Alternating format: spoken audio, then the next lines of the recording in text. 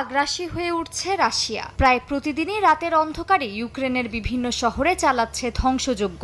বুধবার খার্কিভে রাতভর 17টি Shahed drone ছুড়ে রাশিয়া। মাত্র 9 মিনিটের এই হামলায় হতাহত হয়েছেন বেশ কয়েকজন। শহরটির একের পর এক বহুতল ভবনে আগুন লেগে যায়। ধ্বংসস্তূপ থেকে মরদেহ উদ্ধার করেছে উদ্ধারকর্মীরা। ওডেসা ও মাইকোলাইভেও ড্রোন হামলায় ব্যাপক ক্ষয়ক্ষতির খবর পাওয়া গেছে।